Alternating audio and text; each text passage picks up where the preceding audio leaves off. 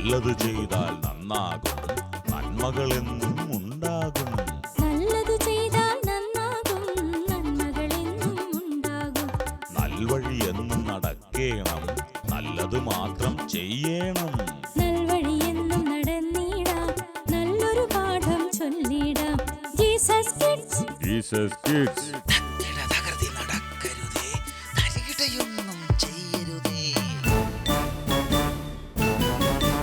സുന്ദരമായ കാഴ്ചക്കൂട്ടുകളുമായി നന്മ നിറഞ്ഞ വിഭവങ്ങളുമായി ജീസസ് കിഡ്സിലേക്ക് സ്വാഗതം.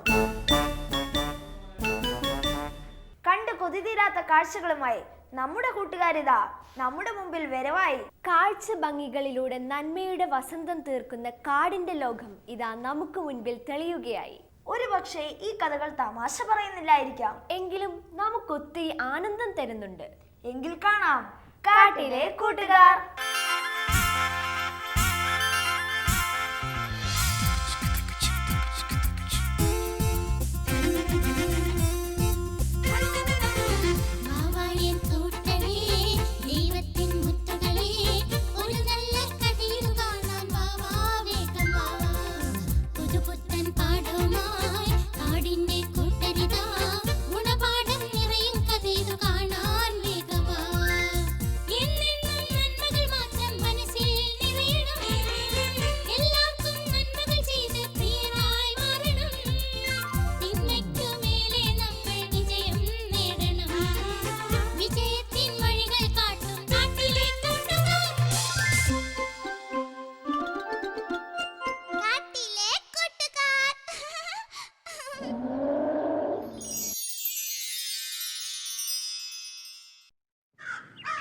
ഓ, ഈ ജീവിതം ഒരു പാരാവാരം, എന്തെന്ത് ഭാരം എൻ്റെ അമ്മോ. ഓ,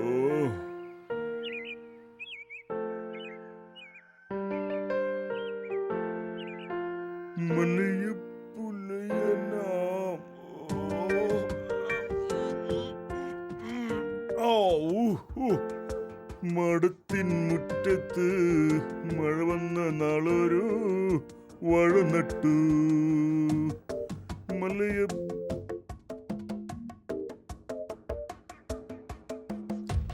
പപ്പീസേ, ഏയ് പപ്പീസേ. ഇതാര് ഗംഭീറോ? ഞാനേ ചന്ത വരെ പോയതാ. ഓ വാ വാ ഇരിക്ക്. അയ്യോ സമയമില്ല പപ്പീസേ, ഇതൊന്ന് വീട്ടിൽ കൊടുത്തിട്ട് വേണം കളിക്കാൻ പോവാൻ. കളിക്കാനോ? അതേന്ന് കപിലും പീലിയൊക്കെ അവിടെ കാത്തു നിൽക്ക.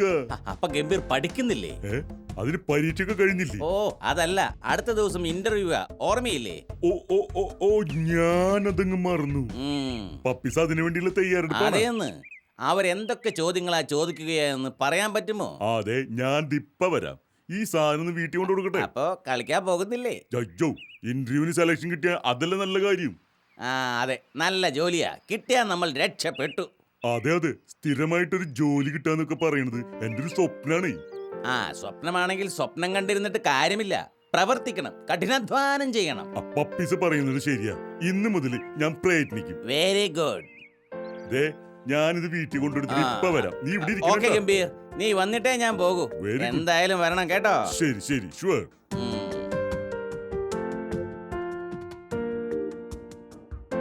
ആ വന്നാ മതിയായിരുന്നു.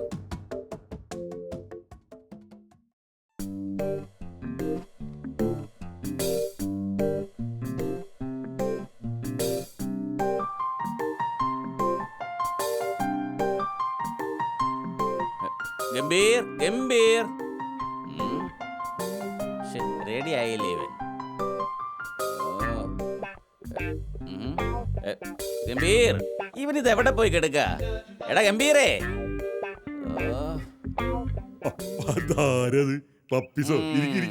ഞാൻ വിചാരിച്ചു നീ ഒറ്റയ്ക്ക് ഇന്റർവ്യൂവിന് പോയി കാണുമെന്ന്. അയ്യോ, ഞാൻ അങ്ങനെ ചെയ്യോ പപ്പീസേ? നീ ഇല്ലാണ്ട്. ആട്ടെ, വീട്ടിലുള്ളവരൊക്കെ എവിടെ പോയി? അവരെ ധ്യാനത്തിന് പോയിരിക്കുക.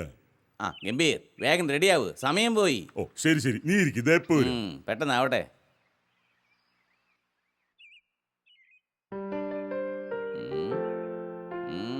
നല്ല പഠിപ്പായിരുന്നു എന്നാ തോന്നുന്നേ.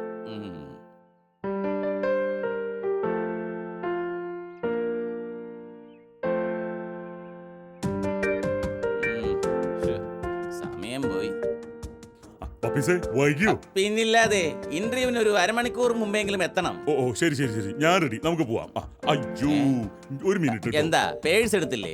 അതല്ല പപ്പീസേ, ഞാനേ രൂപത്തിന്റെ മുമ്പിൽ മെഴുതിരി കത്തിക്കാൻ മറന്നു. ഓ ഗംഭീരേ, ദേ നേരം കളയാതെ വരൂ, പോകാം. ഞാൻ രൂപത്തിന്റെ മുമ്പിൽ ഒന്ന് പ്രാർത്ഥിക്കട്ടെ, നമ്മളൊരു നല്ല കാര്യത്തിന് പോകല്ലേ. ഓ കഷ്ടം കേട്ടോ ഗംഭീർ, ഒരു പ്രാർത്ഥന. ദേ പഠിച്ചാൽ നിനക്ക് ജോലി കിട്ടും, അല്ലാതെ പ്രാർത്ഥന കൊണ്ടൊന്നും ഒരു കാര്യവുമില്ല. ഒരു മിനിറ്റ്, ദേ വരുന്നു.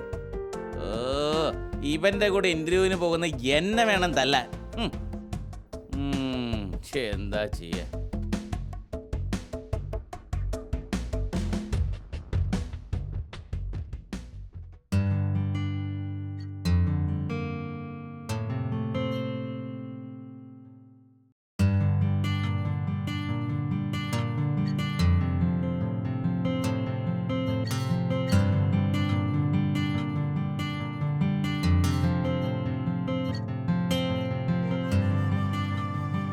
ഈശോയെ, ഞങ്ങളെ കാത്തോളണേ. ഞങ്ങൾക്ക് അങ്ങയുടെ കൈത്താങ്ങുണ്ടാവണേ. അങ്ങ് ആഗ്രഹിക്കുന്നത് ഞങ്ങൾക്ക് സംഭവിക്കണേ. എനിക്ക് പറ്റിയ ജോലിയാണെങ്കിൽ ഇന്റർവ്യൂവില് എനിക്ക് അതിൽ വേണ്ടത്ര വിജയം നൽകണേ. അതുപോലെ പപ്പീസിനും നല്ലത് വരണേ. അവനും ഇന്റർവ്യൂവില് നല്ല മാർക്ക് കിട്ടണേ. പിതാവിനും പുത്രനും പരിശുദ്ധാത്മാവിനും അമ്മേ.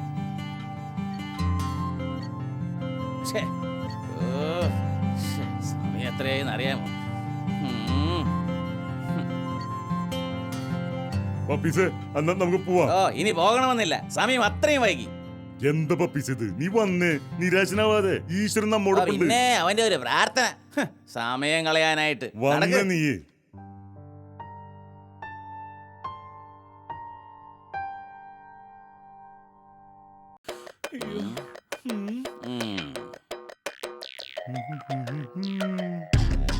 ടെൻഷനുണ്ട്.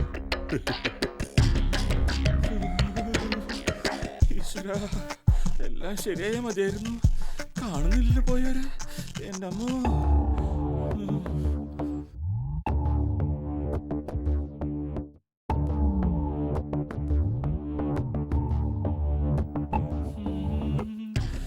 Bye bye, ഇന്റർവ്യൂവിനൊന്നാണ്.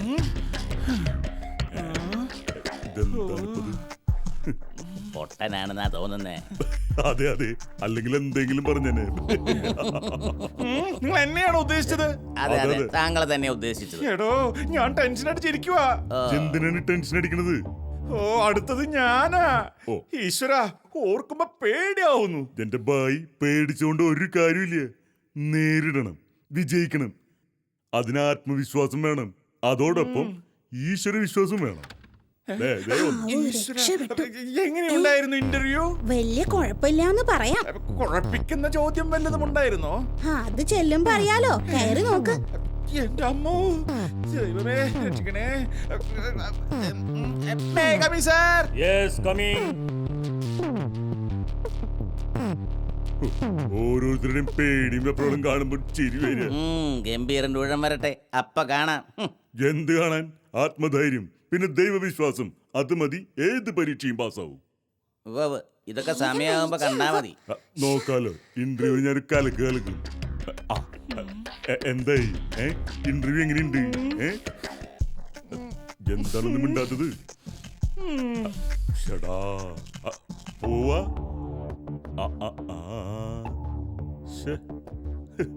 എന്ത് പോക്കത്?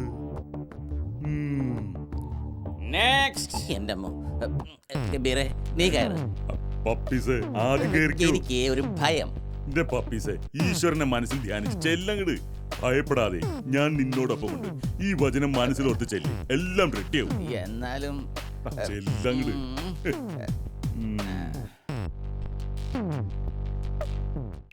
കുളിരാടുന്നു മാനത്ത്, കിളിപ്പാടുന്നു താഴത്ത്, മണ്ണിൽ വിരിഞ്ഞു. പപ്പീസേ, ഒന്ന് നിക്കിങ്ങോട്ട് വാ. വാ, ഒരു കാര്യം ചോദിക്കാനാ. എന്താ ഗംഭീർ? എന്താണ് കാര്യം? ഇവിടെ ആ ഇന്റർവ്യൂ കഴിഞ്ഞിട്ട് ഇതുവരെ ഒരു ആളെയും സെലക്ട് ചെയ്തില്ലല്ലോ. എന്തുണ്ടായേ? അതിനൊക്കെ ഒരുപാട് സമയമെടുക്കുന്നേ. അപ്പൊ എന്തായാലും നിനക്ക് ജോലി ഉറപ്പല്ലേ? എന്തൊക്കെ ആകുമോ എന്തോ. എഴുത്ത് പരീക്ഷയിലും ഇന്റർവ്യൂവിലും 1ാം റാങ്കാരനായി നിനക്ക് കിട്ടിയില്ലെങ്കിൽ പിന്നെ ആർക്കാ കിട്ടുക? അതൊക്കെ ശരി തന്നെ, പക്ഷെ നിനക്ക് 2ാം റാങ്ക് കിട്ടിയില്ലേ? 1ാം റാങ്കാരനുള്ളപ്പോഴാണ് 2ാം റാങ്ക്. ദൈവം നിന്നോടൊപ്പം കേട്ടാ. അത് ശരിയാ, എനിക്കും കുറച്ച് വിശ്വാസമൊക്കെ വരുന്നുണ്ട് കേട്ടോ. അത് നല്ലത് ഗംഭീര. പഠിക്കാനുള്ളത് നമ്മൾ പഠിക്കണം, പരീക്ഷ എഴുതണം, അതോടൊപ്പം പ്രാർത്ഥിക്കണം. വിജയം അപ്പൊ നമ്മോടൊപ്പം ആയിരിക്കും. അതിന്റെ തെളിവ് ഈ 1ാം റാങ്ക്. പപ്പീസ്, ഞാൻ നിന്നെ കാണാൻ വരുമായിരുന്നു. നീ എവിടെ പോയിരിക്കുകയായിരുന്നു? എന്താ സാറേ, എന്താ വിശേഷം? വിശേഷമൊക്കെ പപ്പീസിനല്ലേ? എന്ത് വിശേഷമാണ് സാർ? ഇതാ puppies appointment order. Congratulations puppies. ഇതാ താങ്ക് യു സാർ. പോസ്റ്റ്മാൻ വഴിയിൽ കണ്ടപ്പോൾ എന്റെ കയ്യിൽ തന്നതാണ്. നന്ദിയുണ്ട് സാർ. നന്ദി പറയേണ്ടത് എന്നോടല്ല, ദൈവത്തോടാ. അതെ പപ്പീസ്, പപ്പീസിന്റെ അധ്വാനത്തിന്റെ ഫലം പപ്പീസിന് കിട്ടി. ഗംഭീറും ആ ഇന്റർവ്യൂ അറ്റൻഡ് ചെയ്തതല്ലേ? അത് സാറേ. എന്നിട്ടോ? 2ാം റാങ്ക് ഉണ്ട് സാർ. ഓക്കെ. അപ്പൊ അടുത്ത ചാൻസ് ഗംഭീറിനാണെന്ന് അർത്ഥം. അതെ സാറേ. നല്ലത്. എന്നാലും ഇനി മറ്റ് ഇന്റർവ്യൂവിനൊക്കെ പങ്കെടുക്കണം. തീർച്ചയായും സാർ. പപ്പീസിന് എന്തായാലും സന്തോഷമായില്ലേ? സന്തോഷമായി സാർ. ഞാൻ ഇപ്പൊ തന്നെ ഈ സന്തോഷ വാർത്ത വീട്ടിൽ അറിയിച്ചോളട്ടെ. അവന്റെ ഒരു സന്തോഷം കണ്ടില്ലേ?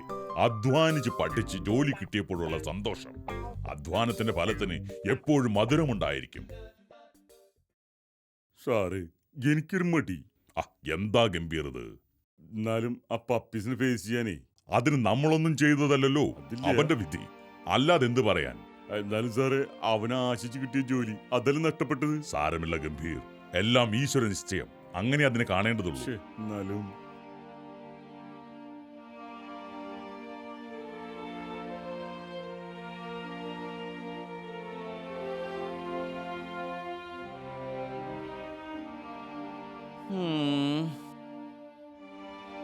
അയ്യോ. പപ്പീസ്. വമ്പൻ സാറേ, വരണം. എങ്ങനെയുണ്ട് പപ്പീസ് ഇപ്പോ? കുറഞ്ഞു വരുന്നു. കുറച്ച് ദിവസമായല്ലേ ഉള്ളൂ. എന്താണ് ഗംഭീർ?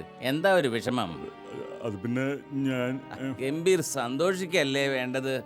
വാ, നിങ്ങൾ ഇരിക്കൂ, വന്ന കാലിൽ നിൽക്കാതെ. അപ്പോ ഈ ഗംഭീറിന് പപ്പീസിനോട് എന്തോ അപരാധം ചെയ്തതുപോലെ. എന്നോടോ? ഞാനാ തെറ്റുകാരൻ. എനിക്ക് 1ാം റാങ്ക് കിട്ടിയപ്പോ ഞാൻ മതി മറന്നു, ഈശ്വരനെ മറന്നു. എന്തൊക്കെയാ പപ്പീസ് ഈ പറയുന്നത്? അതെ സാർ.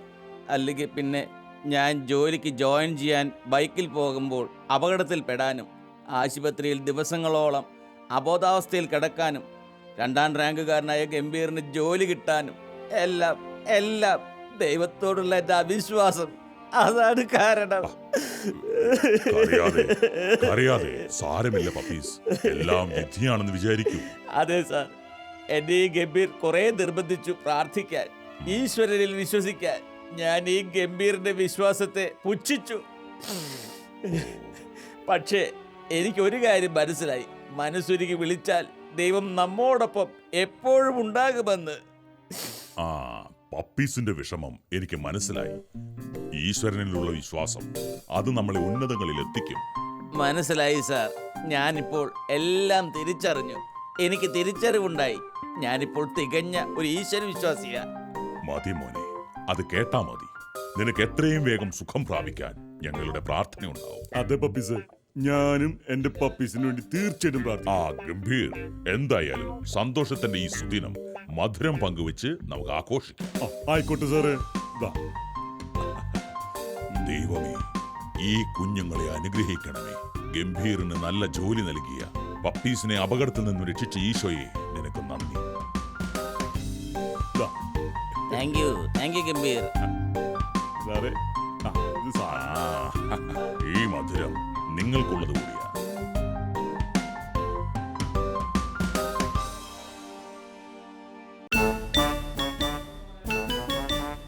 കഥാകാഴ്ചകൾ നന്മയിലേക്ക് നയിക്കുമ്പോൾ ആവിഷ്കാരം ധന്യമാകും. ആശയങ്ങൾ സ്വർഗീയ ചിന്തകളിലേക്ക് ഉയർത്തുമ്പോൾ മനസ്സ് നിർമ്മലമാകും. ചിത്രശാല.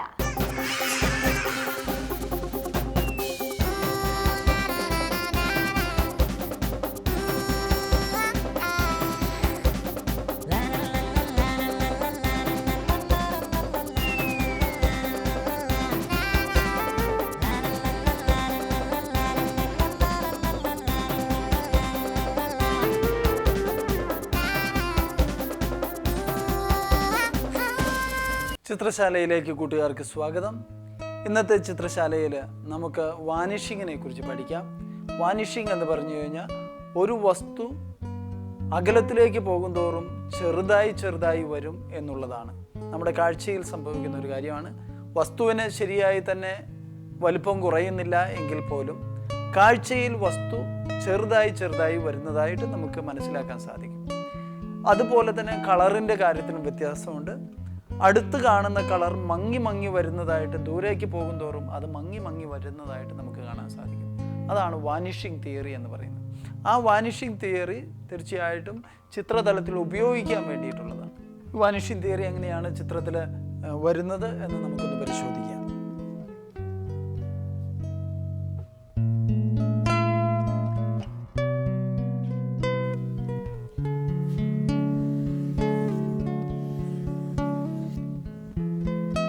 ഇതാണ് വാനിഷിംഗ് പോയിന്റ് എന്ന് പറയുന്നത് എന്ന് ധരിക്കുക.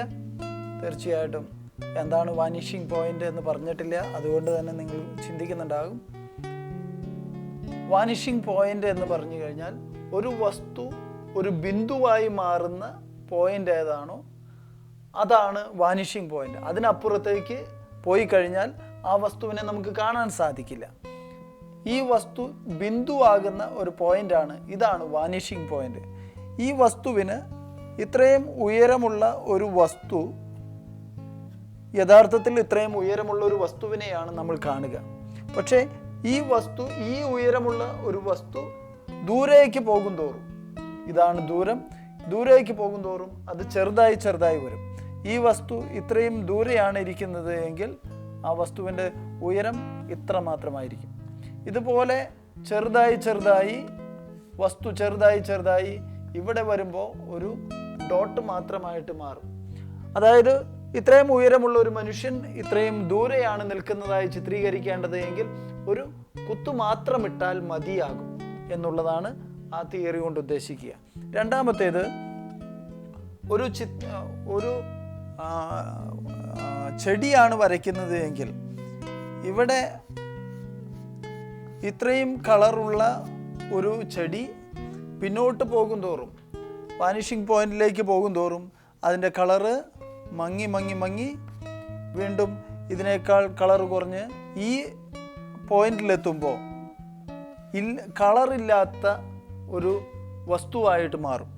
ഇതിനേക്കാൾ കളർ കുറഞ്ഞതായി വന്ന് ഈ വാനിഷിംഗ് പോയിന്റിലെത്തുമ്പോൾ കളറില്ലാത്ത ചിത്രത്തിൻ്റെ അതേ തലത്തിലുള്ള ചിത്രതലത്തിൻ്റെ കളറിലുള്ള ഒരു വസ്തുവായിട്ട് മാറും. അതിന് പിന്നിലേക്ക് നമുക്ക് വരയ്ക്കാൻ സാധിക്കില്ല.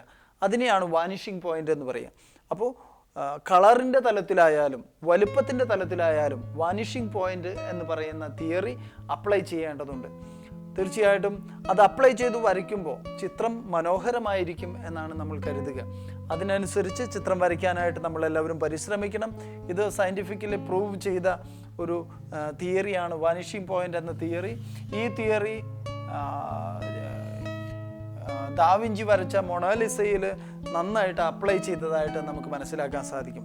ഇത് പല വാനിഷിംഗ് പോയിന്റ് വെച്ച് ചിത്രം വരച്ചിട്ടുള്ള ദാവിഞ്ചി ചിത്രം വരച്ചിട്ടുള്ളത് അവസാന അത്താഴം വരച്ചേക്കുമ്പോൾ പല വാനിഷിംഗ് പോയിന്റ് വെച്ച് ചിത്രം വരച്ചിട്ടുണ്ട്.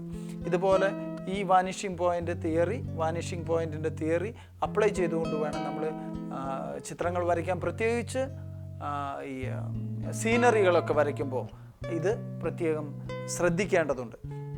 ഈ വാനിഷിംഗ് പോയിന്റ് തിയറി കൃത്യമായി ഗ്രഹിച്ചു കഴിഞ്ഞാൽ നമുക്ക് ചിത്രങ്ങൾ മനോഹരമായിട്ട് രചിക്കാൻ സാധിക്കും. ഇത് സയൻറ്റിഫിക്കായിട്ട് പ്രൂവ് ചെയ്ത ഒരു തിയറിയാണ്. ഈ തിയറി ഉപയോഗിച്ച് നിങ്ങൾ ഓരോരുത്തരും ചിത്രം വരയ്ക്കുക. കളറിൻ്റെ കാര്യത്തിലും വലുപ്പത്തിൻ്റെ കാര്യത്തിലും കൃത്യമായി ഇത് അപ്ലൈ ചെയ്യാനായിട്ട് ശ്രദ്ധിക്കുക. അങ്ങനെ അപ്ലൈ ചെയ്ത് ചിത്രം വരയ്ക്കുമ്പോൾ തീർച്ചയായിട്ടും അത് അല്പം പ്രയാസമാണ്.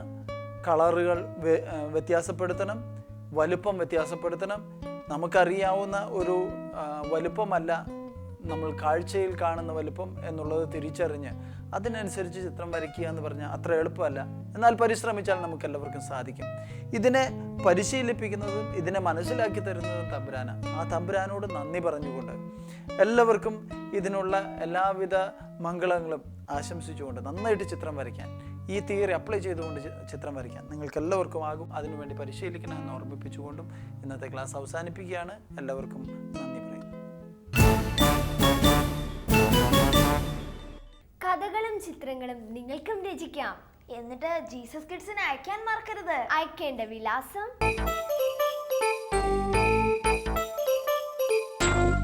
ഞങ്ങളുടെ വിലാസം the producer Jesus Kids Shalom TV, Peruvannamoozhi PO, Kozhikode. Pincode 673528. വീണ്ടും പുതിയ വിഭവങ്ങളുമായി വരുന്നത് വരെ പ്രാർത്ഥനാ മംഗളങ്ങൾ നേർന്നുകൊണ്ട് ബൈ ബൈ.